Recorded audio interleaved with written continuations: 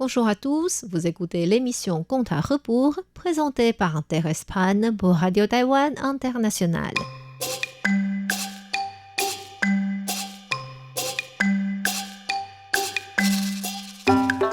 La semaine dernière, nous avons vu qu'après être revenu à la vie, Xu Xian commença à douter si sa femme Bai Suzhen n'était un serpent créature et que celle-ci réussit à réobtenir la confiance de son mari avec l'aide de Xiaoqing.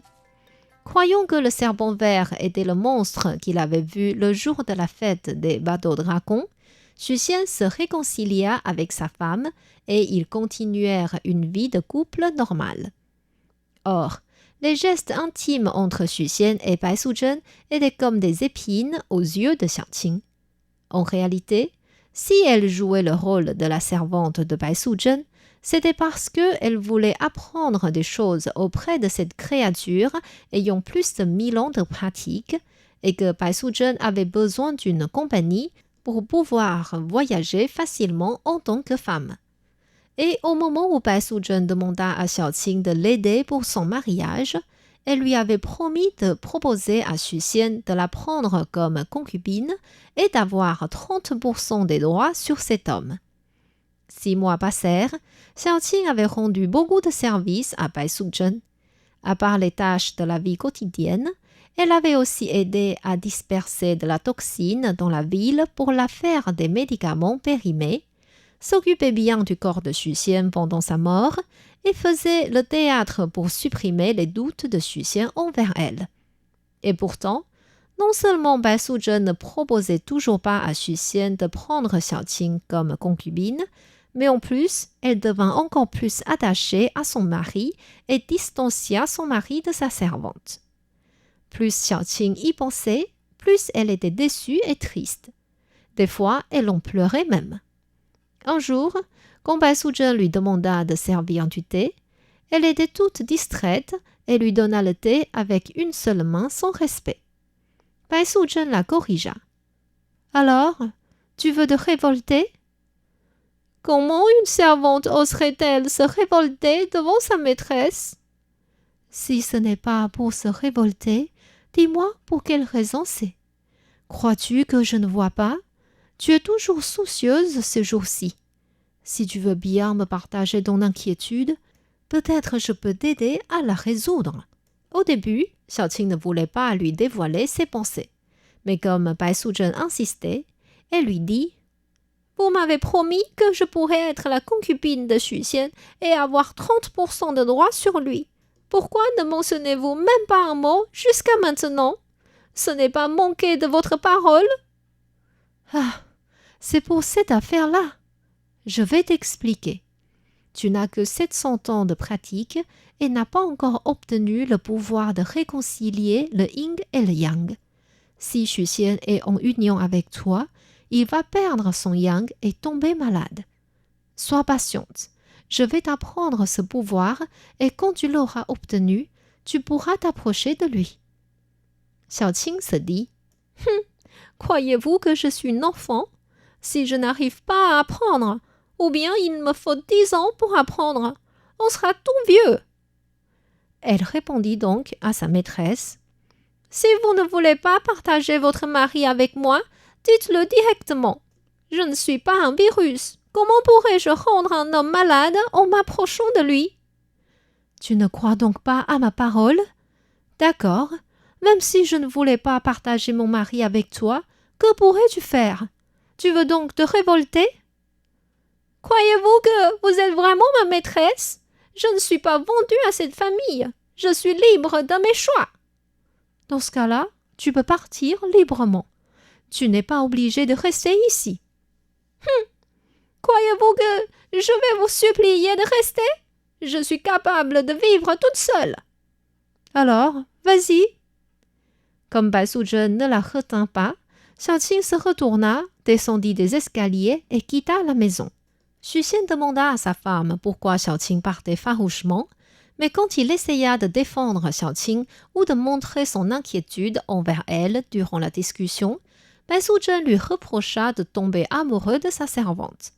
Finalement, Xu Xian décida de ne pas se mêler dans cette affaire et demanda discrètement à son employé Lu Xiao'er d'aller chercher Xiaoqing et de la ramener.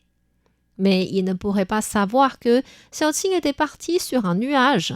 Comment Lu Xiao'er arriverait à la rattraper? Dans sa chambre, Bai Suzhen se retrouva seule avec regret. Elle calcula le yin et le yang avec ses doigts et comprit que c'était déjà inscrit dans le destin de Xiaoqing. Elle pouvait ainsi attendre patiemment cette affaire se terminer.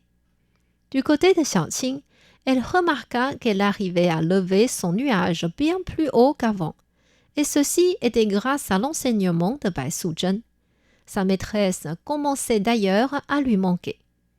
Mais elle se dit qu'il fallait qu'elle trouve un homme meilleur que Xu Xian pour montrer qu'elle était capable. Elle continua donc de s'avancer tout en guettant les villes en bas. Arrivant à la banlieue d'une grande ville, Xiaoqing vit un jeune homme bien beau avec des habits de qualité en train de marcher.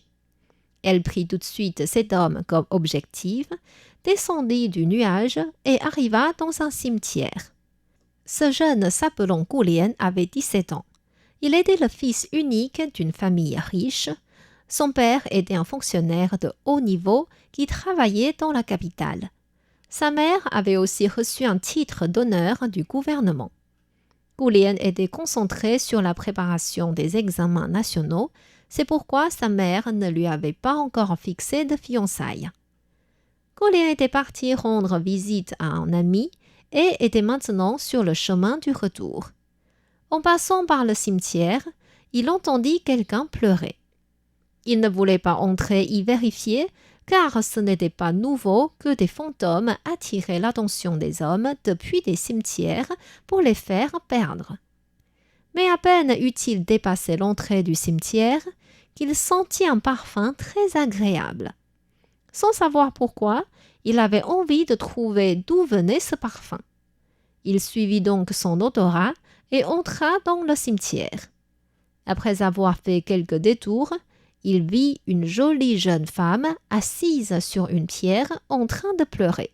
C'était elle l'origine du parfum. Il lui demanda « Mademoiselle, pourquoi pleurez-vous? Pourquoi êtes-vous toute seule ici ?»« Je pleure parce que je suis perdue. Je serais bien reconnaissante si vous pouviez m'indiquer la route. »« Quel est votre nom? D'où venez-vous et où allez-vous?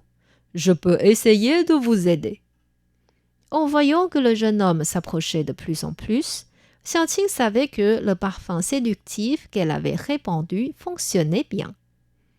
Comme elle avait déjà appris de la part de Bai Suzhen comment tromper les hommes, elle lui dit « Mon nom de famille est Yang. Mon père était un lettré, mais il est décédé tôt. Pour gagner sa vie, ma mère a vendu notre maison et m'a donné à une famille pour être leur belle-fille quand je serai arrivée à l'âge.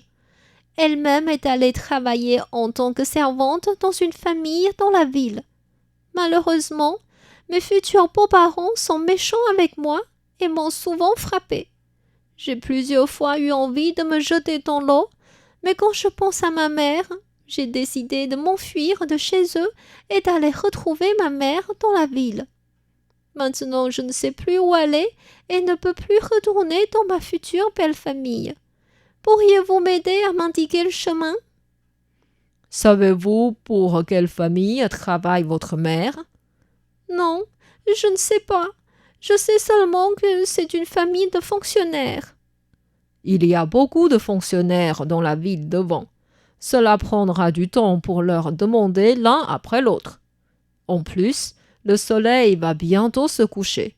Vous risquez de ne pas pouvoir trouver votre mère ce soir. Dans ce cas-là, où pourrais-je passer la nuit?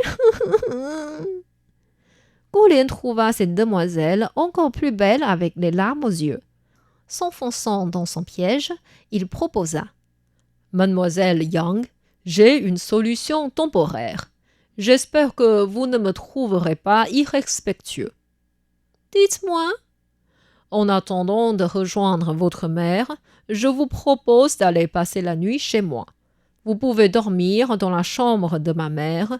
Et demain matin, nous irons à la ville et demanderons des renseignements auprès des fonctionnaires là-bas. Qu'en pensez-vous? C'est très gentil de votre part, mais c'est la première fois que nous nous rencontrons. Ce n'est pas dérangeant que j'aille chez vous?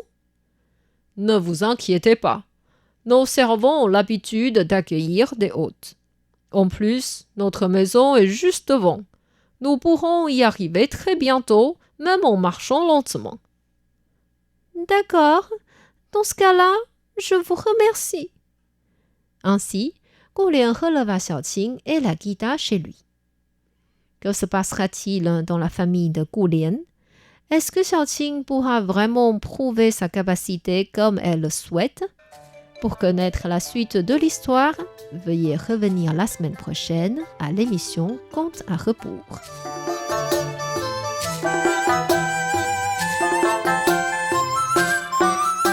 C'était Contes à rebours présenté par Thérèse Pan sur les ondes de RTI.